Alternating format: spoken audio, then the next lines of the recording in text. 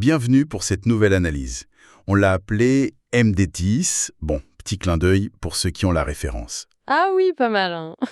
On poursuit donc notre exploration du budget 2026.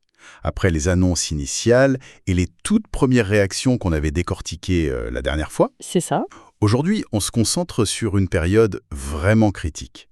La première quinzaine de septembre 2025. 15 jours de très haute tension. Ah oui, clairement.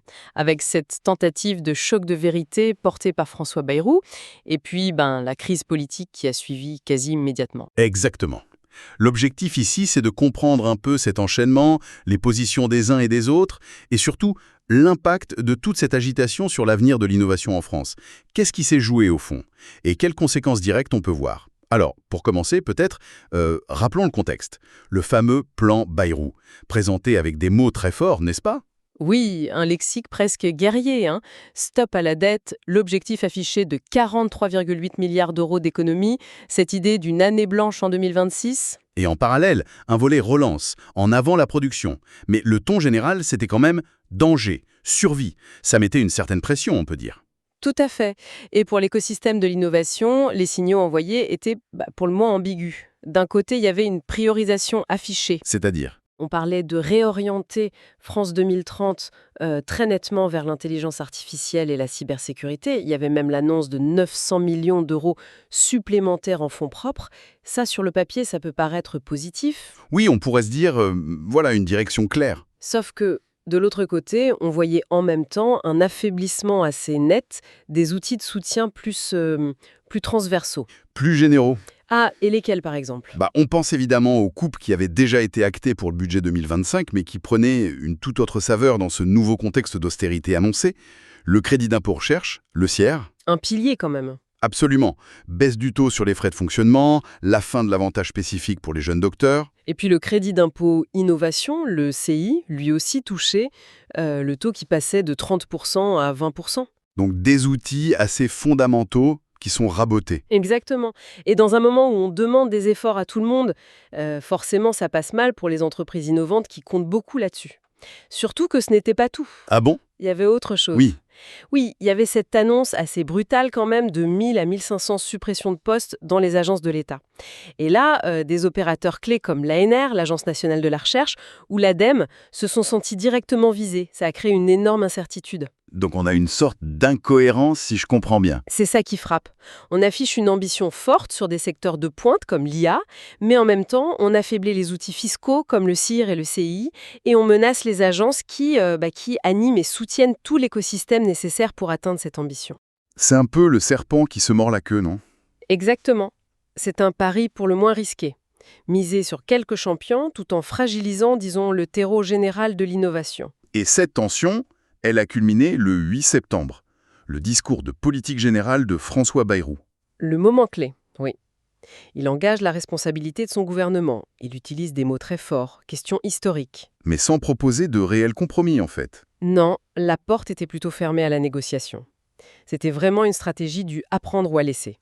Et la réponse des oppositions a été plutôt claire. Unanime, on peut dire. Un véritable front du refus, malgré toutes leurs divergences habituelles. Le Rassemblement national qui tapait sur tout le monde et demandait la dissolution. Classique. La France insoumise et le nouveau Front populaire qui dénonçaient l'injustice sociale du plan et qui mettaient en avant leurs contre-propositions fiscales. Et même les partis plus modérés. Même les républicains et les socialistes, oui, ils ont critiqué autant la méthode, jugée brutale, que le fond, qu'ils trouvaient déséquilibré. Donc un rejet assez large. Et le résultat, on le connaît. Oui, le soir même, échec du vote de confiance. Le gouvernement est renversé. Fin de l'histoire, du moins pour ce gouvernement-là. Et pour l'innovation, quelles conséquences immédiates? Parce que là, tout s'arrête. C'est ça. C'est un arrêt brutal du processus budgétaire. Donc, le trou noir, comme vous disiez. Plus aucune visibilité pour les acteurs économiques. Les entreprises, les laboratoires, les agences. Comment planifier quoi que ce soit? L'incertitude totale. Totale. La stabilité fiscale, qui est quand même cruciale pour investir, elle est complètement remise en cause. Et pour ajouter à l'ambiance, il y avait cette menace bien réelle d'une dégradation de la note souveraine de la France par l'agence Fitch. Une vraie paralysie. Oui, un contexte très anxiogène. Et d'ailleurs, l'intervention du gouverneur de la Banque de France, François Villeroy de Galhau, quelques jours après, le 16 septembre, elle était intéressante. Qu'est-ce qu'il a dit? D'abord, il a validé l'urgence budgétaire. Il a rappelé que la France était un peu la lanterne rouge de l'Europe sur la question du déficit. Pour lui, l'objectif des 3% de déficit public, ce n'était pas négociable. Et il proposait une méthode? Oui, sa préconisation, c'était un effort qui devait porter aux 3/4 sur les dépenses et pour 1/4 seulement sur les recettes. Mais il a surtout souligné un point important, le coût économique de cette incertitude politique. Ah oui, c'est-à-dire? Il expliquait que cette instabilité freine la consommation, freine l'investissement. Bref, elle coûte cher à l'économie réelle, au-delà des chiffres budgétaires purs. Bien sûr. Et il ne faut pas oublier non plus la dimension purement politique de toute cette affaire. Évidemment, cette crise, c'était aussi une arène. Chaque camp politique a pu marquer des points, affirmer ses positions. Se positionner pour la suite, notamment l'élection présidentielle de 2027, où le président actuel ne pourra pas se représenter. Exactement. Une bataille de positionnement, une bataille pour l'opinion publique aussi. Bon, en synthèse, cette quinzaine folle de septembre, elle laisse l'innovation française un peu sonner, en suspens.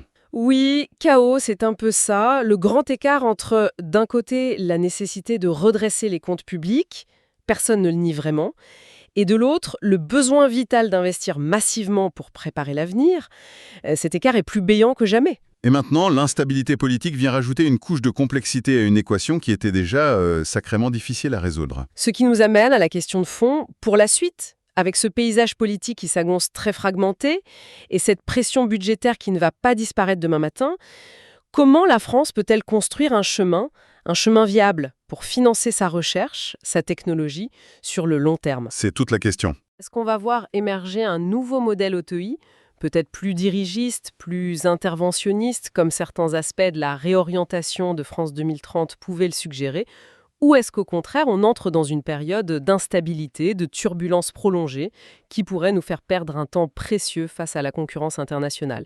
Voilà la réflexion qu'on peut laisser pour la suite.